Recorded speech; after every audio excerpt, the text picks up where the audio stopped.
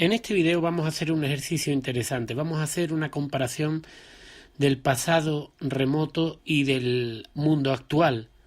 Y lo vamos a hacer a partir de un versículo de la Biblia, el que habla de Babel o Babilonia.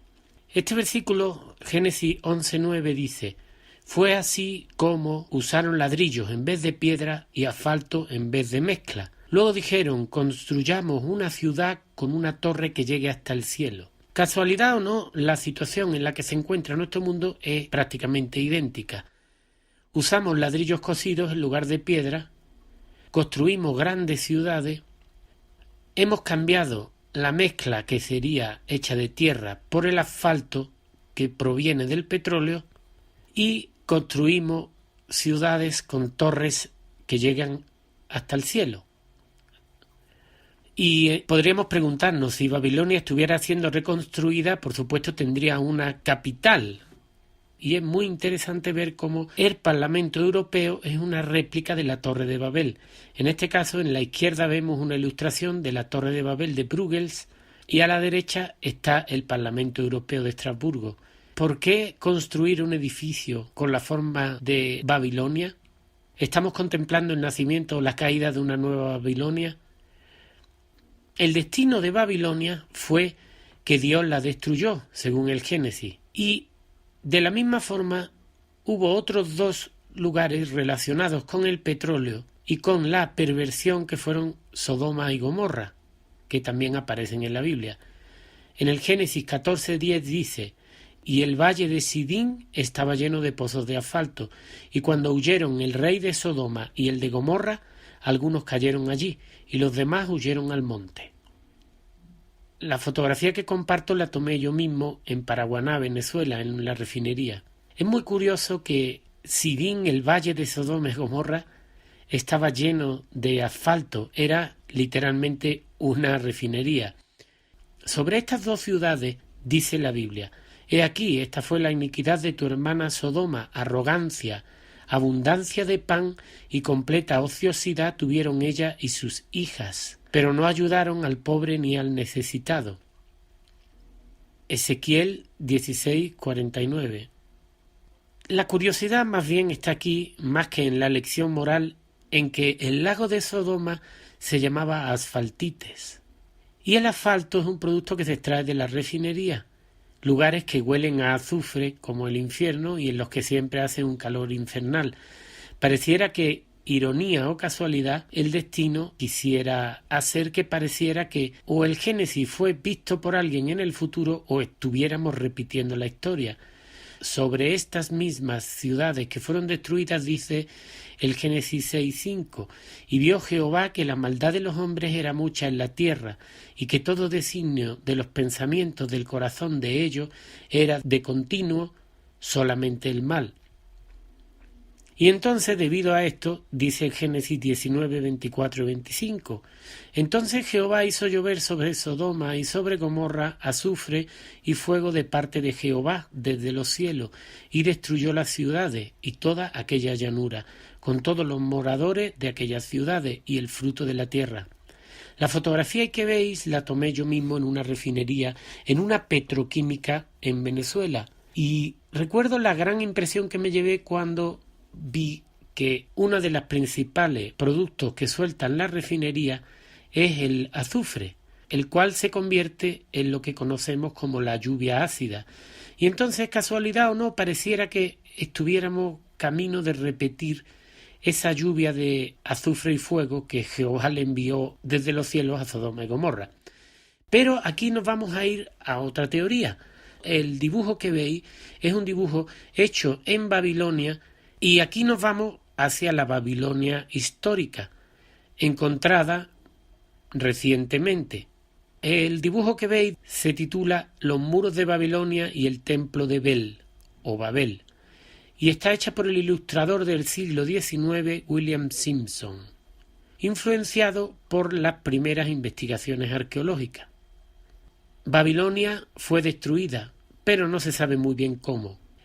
Lo impresionante es que cuando comparamos el dibujo de William Simpson, hecho en el siglo XIX, de los muros de Babilonia y el templo de Bel, con una ciudad de Yucatán, México, llamada Ezná, en el estado de Campeche, encontramos unos parecidos muy interesantes. Las pirámides son muy parecidas. Y si nos fijamos, tienen los mismos niveles. Y frente a la escalera, en el dibujo de Babilonia, se ve una puertecita. Es como una puerta ritual, diríamos, que da entrada a la pirámide. En la ciudad de Ekbalam, en Yucatán, México, no muy lejos de Ezná, la entrada era muy similar a la que vemos pintada en Babilonia. La idea de esta entrada era que la persona tuviera que agacharse a la hora de entrar en la ciudad, y era una cuestión ritual. En una entrevista que hice en una de las muchas visitas a Ekbalam, que está al norte de Valladolid, en Yucatán, escuché la versión oral de que Ekbalam fue castigada por los dioses por su maldad, y me llamó mucho la atención recordar que Babel, como Ekbalam, fue destruida también, según la Biblia, por su maldad. Y aquí entonces podremos preguntarnos, ¿Babilonia y la zona mesoamericana donde se encuentran mayas, mixtecos, zapotecos, olmecas, toltecas, mexicas, tenían algo que ver? ¿Podríamos encontrar cosas en común entre las dos? Y aquí nos vamos hacia Babilonia de nuevo y encontramos un genio alado que sostiene una bolsa y tiene en las manos una piña. Y esa misma piña la podemos ver en otro genio alado con cabeza de águila que sostiene la bolsa y toma la piña de un árbol, quizá el árbol de la vida. Lo curioso es que a la derecha tenemos una figura olmeca, y esta figura olmeca contiene los mismos elementos, ilustrados de forma diferente, pero son los mismos elementos. Vemos claramente la bolsa y arriba vemos la cabeza de águila. Es innegable el gran parecido que hay entre las dos. El mural que ves está en el Museo de los Murales de Teotihuacán, y ahí aparece la piña que tienen los dioses y genios sumerios. Quizá esta representación de este fruto podría ser el famoso fruto prohibido que menciona la Biblia. Quizá es ese árbol del conocimiento del bien y el mal, pero no vamos a entrar en eso, vamos a seguir viendo las similitudes. Si miramos la siguiente, vemos cómo en Babilonia se encuentra la figura que es hombre águila, que está tomando la piña. A la derecha vemos el mural de Cacaxtla, en Tlaxcala, que está en el Museo Nacional de Antropología. El guerrero águila también tiene alas, como podéis ver. Seguimos viendo seres alados. Esta fotografía la tomé en Toniná, una ciudad que se encuentra en Ocosingo, Chiapas. Hay que recordar que en la Biblia, la misma que menciona Babilonia, se habla de ángeles buenos y malos, ángeles caídos y ángeles que están con Dios. Se habla de una rebelión. En este caso no podemos ni vamos a juzgar si un ángel es bueno o malo.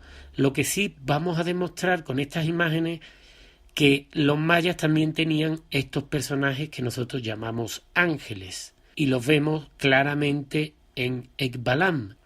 Estos seres también aparecen en Kabah, una ciudad maya que se encuentra en la ruta Puuc, lugar que también visité en búsqueda de estos seres alados. Quizá la explicación a lo que contienen las bolsas podría encontrarse en una tumba que hay en el Museo de Antropología de México, en el cual, como podéis ver a la izquierda, se ve un sacerdote con la bolsa. Se trata de una tumba y hay dos relieves en piedra muy interesantes que quizás nos podrían dar la clave de todo. Y es que esos dos relieves, como podéis ver, las bolsas que sostienen los sacerdotes tienen una gran apariencia de lo que es el miembro de reproducción masculino. Quizá estas bolsas tienen que ver con la reproducción, con la creación.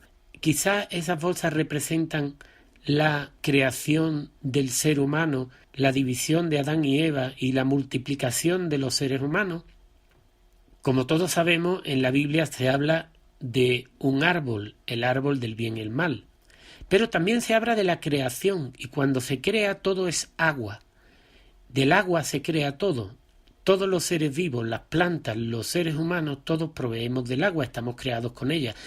Y es curioso que en Tetitla, en Teotihuacán, aparece de nuevo la bolsa, y en unas escenas que, en mi opinión, tienen que ver con la creación. Como podéis ver, de las manos de la diosa están saliendo cosas, sus manos crean con el agua. Y a la izquierda podemos ver un sacerdote que sostiene la bolsa y de su mano salen también semillas.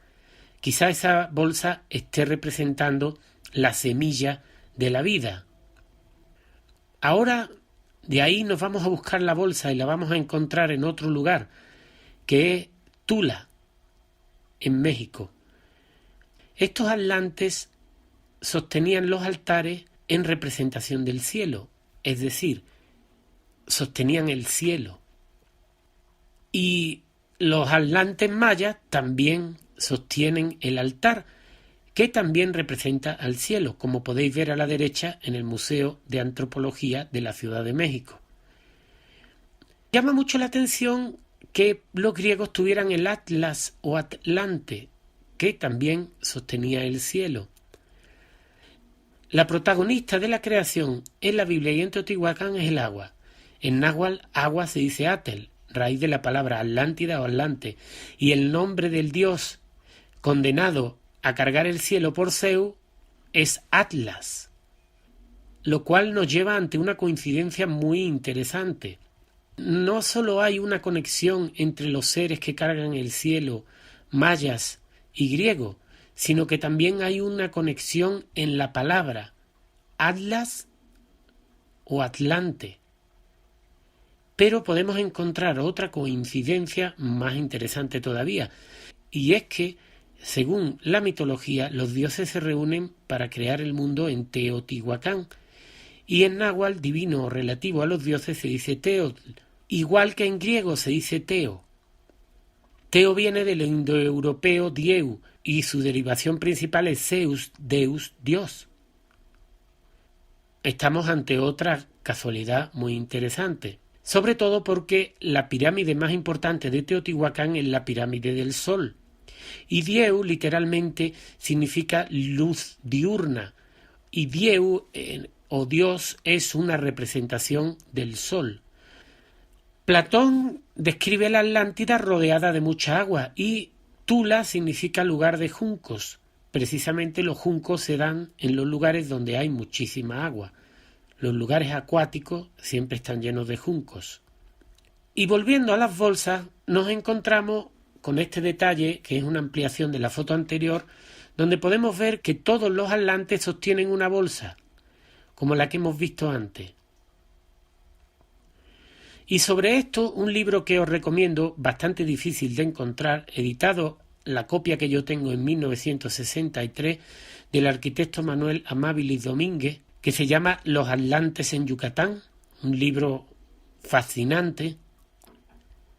Y leyendo algunos capítulos podemos ver que aquí se dice: al primogénito del primer par de sus hijos mellizos le dio la capital y toda la parte que la rodeaba, y le nombró rey de los demás, a quienes hizo arcontes, pues a cada uno le dio el dominio sobre muchos hombres en las 4 puertas, se refiere a las 4 puertas de la Atlántida. Impuso nombre a todos sus hijos, al mayor, o sea, al rey, a quien toda la isla, la Atlántida, y sus posesiones estaban sometidas, le dio el nombre de Atlas, del cual se derivaron tanto el de la isla como el del mar que la rodeaba, y el de sus habitantes. Parece muy obvio que por eso se llama Océano Atlántico. Sigue el libro hablando del continente Atlante o Atlántida, y habla del reinado de Poseidonis y su estirpe real, formada por 5 pares de gemelos, que tuvo su esposa Cleito, hija de uno de los primeros hombres nacidos allí, Euenor, y de su esposa Leuciquipa, Entre estos gemelos repartió su reino, el cual, dotado de una muy grande riqueza mineral y de una naturaleza prodigiosamente óptima, colmaba a sus habitantes de abundantes productos. Y aquí podemos ver que en la antigüedad tenemos, por ejemplo, en los mayas, los gemelos divinos que crean todo, que crean el universo. Esta foto que veis es un relieve de Hunahpu e Ixbalanqué, los gemelos divinos encontrados recientemente en la ciudad maya de Mirador, en Guatemala. Aquí podemos mencionar varios gemelos, los gemelos de Roma, Rómulo y Remo, o incluso los del Mahabharata, que aunque no sean gemelos, son los dos dioses, Nara y Narayana, Krishna y Arjuna. Y así podemos encontrar muchos más gemelos en la historia. Según el autor Amabili, la Atlántida tendría 4 puertas. Una estaría en el sur de España y la otra en Yucatán, dice el libro.